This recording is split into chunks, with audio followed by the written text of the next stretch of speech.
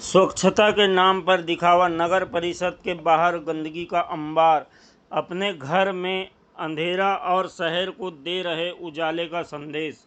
स्वच्छता सर्वेक्षण में बेहतर रैंकिंग के लिए लाखों खर्च, लेकिन परिसर और आसपास की बदहाल स्थिति ने प्रशासनिक दावों की पोल खोल दी है।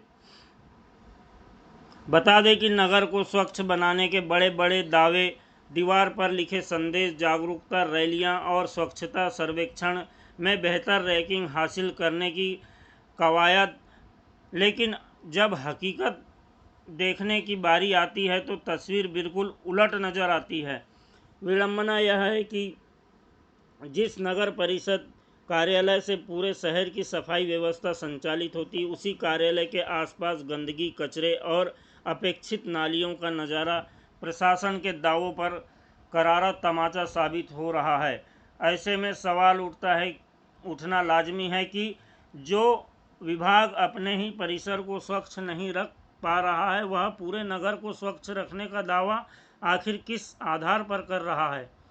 नगर परिषद स्वच्छता के नाम पर प्रचार प्रसार में कोई कसर नहीं छोड़ रही है। जगह जगह बैनर, पोस्टर, जागरूकता अभियान चलाकर नागरिकों को सफाई का पाठ पढ़ाया जा रहा है। स्वच्छता सर्वेक्षण में रैंकिंग सुधारने के लिए सरकारी धन भी खुले हाथों से खर्च किया जा रहा है। इसके बावजूद नगर परिषद कार्यालय के बाहर फैली गंदगी और जाम पड़ी नालियों यह बताने के लिए काफ़ी है कि योजनाओं का असर धरातल पर कितना दिखाई दे रहा है। स्थानीय लोगों का कहना है कि यदि जिम्मेदार विभाग अपने ही कार्यालय परिसर की नियमित सफाई सुनिश्चित नहीं कर पा रहा है तो पूरे नगर की सफाई व्यवस्था पर गंभीर सवाल खड़े होना स्वाभाविक है।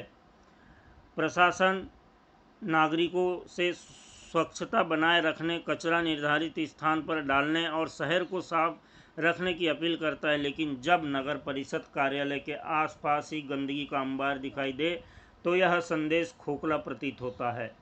नागरिकों का कहना है कि स्वच्छता अभियान की शुरुआत दूसरों को सीख देने से पहले नगर परिषद को अपने कार्यालय से करनी चाहिए। बरसात में मौसम में गंदगी और जाम नालियाँ न केवल बदबू फैलाती है बल्कि बीमारियों को भी खुला निमंत्रण देती है। अब सवाल यह है कि क्या नगर परिषद केवल कागजों और प्रचार तक ही स्वच्छता अभियान को सीमित रखेगी या फिर अपने कार्यालय परिसर को स्वच्छ बनाकर पूरे नगर के लिए उदाहरण भी पेश करेगी। यदि जिम्मेदार विभाग स्वयं अपनी जवाबदेही नहीं निभाएगा तो स्वच्छता अभियान का वास्तविक उद्देश्य अधूरा भी रह जाएगा।